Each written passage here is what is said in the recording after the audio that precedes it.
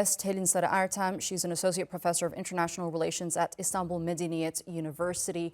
Very interesting times, Professor, that we're witnessing here on our screens currently, with Maduro being transferred, presumably, to that Manhattan federal court. I first want to get your thoughts.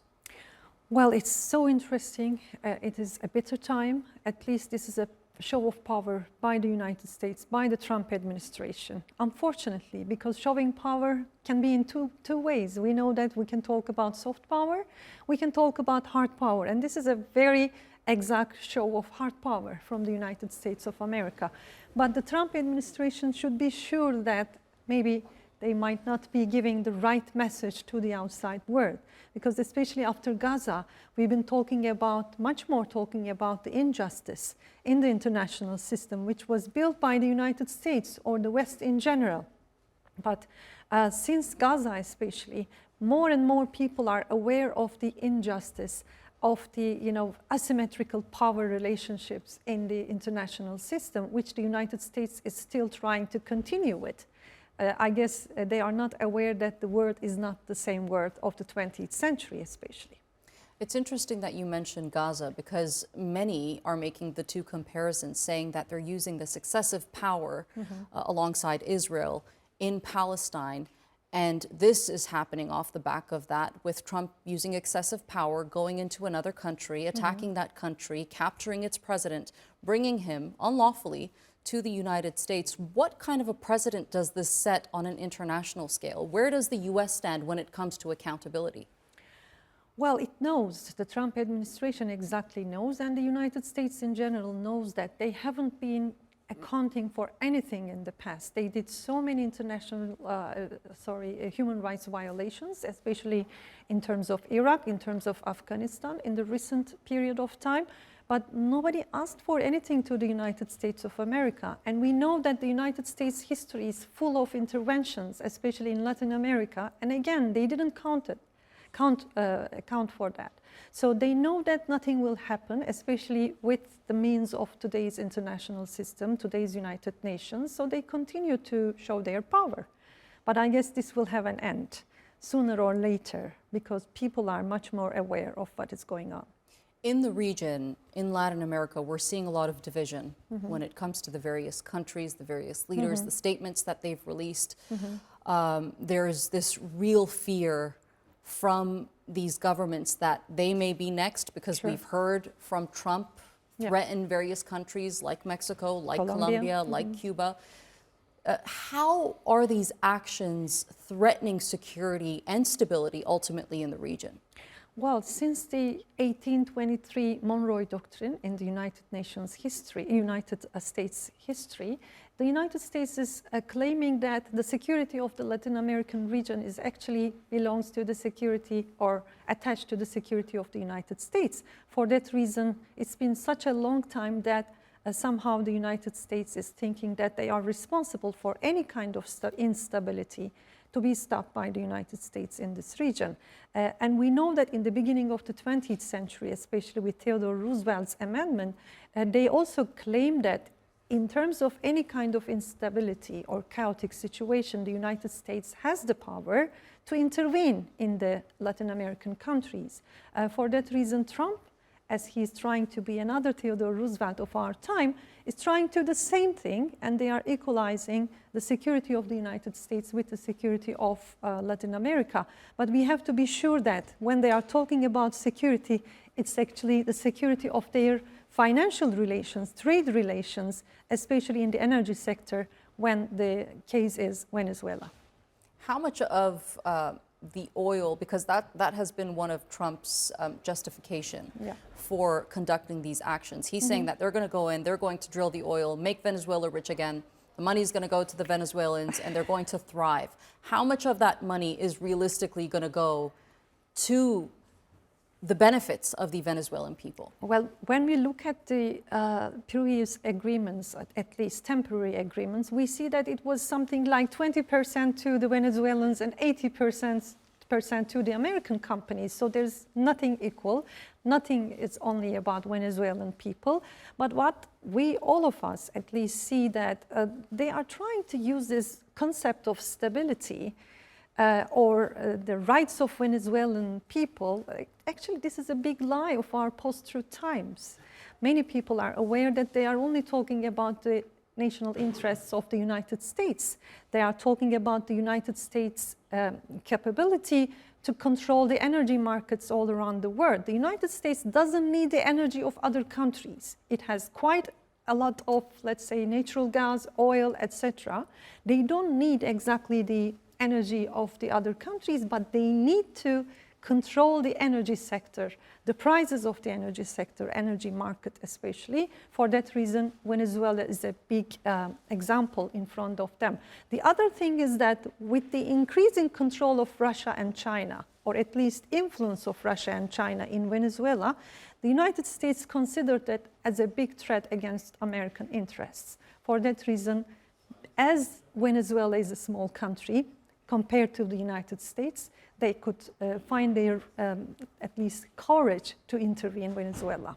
I've been speaking to a lot of Latin American analysts over the last couple of days, and there seems to be this serious worry that, of course, the armed forces plays a very significant role within the country, and there seems to be this serious worry that within the armed forces, they could see resistance erupt within the armed forces, some guerrilla-like tactics, the role of cartels within the country. They're expecting resistance from them. How could we expect this on its own to cause unrest within the country? What kind of a role will the interim government play, and how would Trump react? Well, at the moment, what we see is a kind of moderate message from the interim government. At least they are trying not to intimidate the United States to a certain, or to a great extent, let's say. They are trying to find a way out of this situation because they can create a huge war, which might also spread to the region as well. Because Latin America has a very strong tradition of resistance against the influence or imperialism of the United States. So this can, the Trump administration's latest move can trigger that kind of resistant movements, both in Venezuela and in all around the region. Everyone, including the United States, should be very careful about not to escalate the situation in the region. And I guess, although the excuse of the United States or the Trump administration's basic reason was to bring stability, welfare and comfort to the Venezuelan people, unfortunately they might cause completely the opposite result in Venezuela. It's very interesting because mentioning stability in the region and the fact that they want to bring stability to the region, when we were listening to Trump on Saturday evening talking about the operation that they had conducted there, he did not once mention democracy in that presser, which raised a flag with some people, saying that his main aim isn't bringing democracy to the region, isn't bringing peace to the region, but it's to drill the oil and to cause regime change, to ultimately have control over, the happenings there in Venezuela. Professor, we do know that the UN Security Council is going to get together later on today. They're meeting, obviously, going to discuss the attacks that have been conducted in Venezuela and the capturing of the President Maduro, who is expected to go to that Manhattan federal court.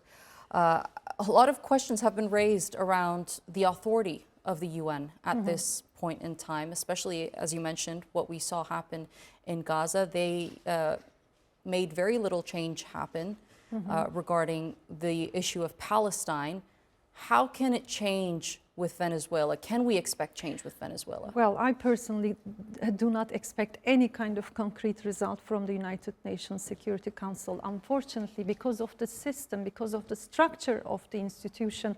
As we know that it's working with veto system, and the United States is one of the 5 members of the UN Security Council. For that reason, we can automatically expect that we have a certain no from the United States, especially regarding any kind of resolution about what happened to Venezuelan president. So we also have United Kingdom And they also didn't give a very strong no or refusal to what happened in Venezuela, in Caracas. So including the United States and some European countries, I actually do not expect any kind of concrete outcome from the today's meeting, let's say. But we are expecting pushback from China and Russia, of course. Of course, because I guess it's Colombia's decision to bring the subject to the UN Security Council as an emergency meeting, and the encouragement especially came from Russia and China to start this meeting. Once again, we have to underline that the world should be bigger than 5, and unfortunately, we still have so much to do. Indeed, bigger than 5, a very important statement that the Turkish President Recep Tayyip Erdogan had made at the UNGA several years ago. He reiterates that phrase every single time since he takes the stage at the UNGA, saying that serious reforms are needed at the UN, and these 5 countries can't ultimately control the future of world peace, because that's what it's coming down to.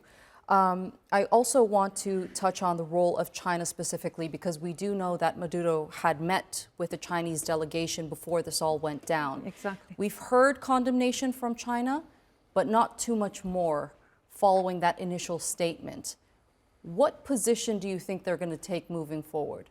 Well, China is always careful about what it says regarding the international system. So from time to time, we can see or hear harsher sentences from Putin, from Russia especially, but from China, they are much more calm, let's say, moderate regarding what they say, in order not to escalate any kind of possible tension between the United States and China.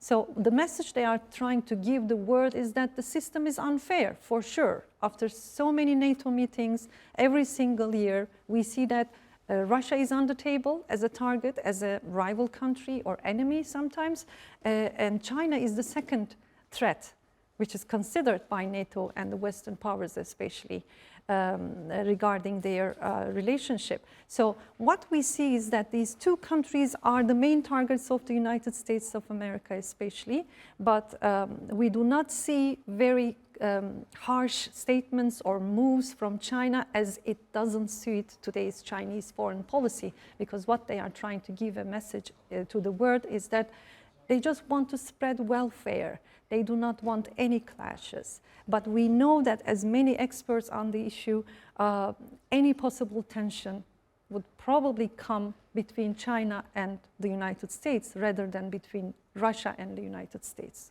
So China needs to be much more careful about what it says. Indeed. Professor Helin Ertem, thank you so much for that analysis. My pleasure. For now,